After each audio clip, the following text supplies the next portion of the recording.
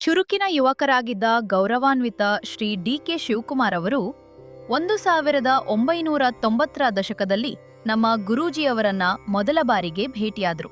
ಅಂದಿನಿಂದ ಇಂದಿನವರೆಗೆ ಅವರ ಜೀವನದಲ್ಲಿ ನಡೆದ ವಿವಿಧ ವಿಶೇಷ ಘಟನೆಗಳಿಗೆ ಮಹಾಶಿವನಾಡಿ ಮತ್ತು ನಮ್ಮ ಗುರೂಜಿಯವರು ಪ್ರಮುಖ ಕೊಡುಗೆಯನ್ನು ನೀಡಿದ್ದಾರೆ. ನಮ್ಮ ಗುರೂಜಿಯವರ ಮಾರ್ಗದರ್ಶನದಂತೆ ವಿವಿಧ ಹೋಮಗಳು ಮತ್ತು ನಿರ್ದಿಷ್ಟ ಧಾರ್ಮಿಕ ಕ್ಷೇತ್ರಗಳಿಗೆ ಭೇಟಿ ನೀಡಿ ತಮ್ಮ ಕರ್ಮಫಲಗಳನ್ನು ಕಳೆದುಕೊಂಡು ಇಂದು ಅತ್ಯುನ್ನತ ಹುದ್ದೆಯಾದ ಮುಖ್ಯಮಂತ್ರಿಯಾಗಿ ಪಟ್ಟಾಭಿಷೇಕಗೊಳ್ಳಲಿರುವ ಡಿ.ಕೆ. ಶಿವಕುಮಾರ್ ಅವರಿಗೆ ನಮ್ಮ ಸಂಸ್ಥೆಯ ಪರವಾಗಿ ಹಾರ್ದಿಕ ಶುಭಾಶಯಗಳು.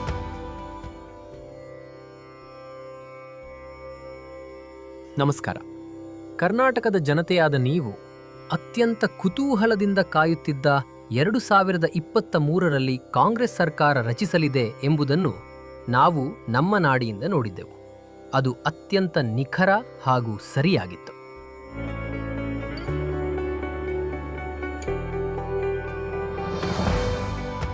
ಎಲ್ಲ ಅಡೆತಡೆಗಳು ನಿವಾರಣೆಯಾಗಿ ಗೌರವಾನ್ವಿತ ಉಪಮುಖ್ಯಮಂತ್ರಿ ಶ್ರೀ ಡಿ.ಕೆ. ಶಿವಕುಮಾರ್ ಅವರಿಗೆ ಈ ಸರ್ಕಾರಿ ಹುದ್ದೆ, ನಾಯಕತ್ವದ ಹುದ್ದೆ ನೀಡಲಾಗುವುದು ಎಂದು ಅತ್ಯಂತ ಸ್ಪಷ್ಟವಾಗಿ ಬಂದಿದೆ.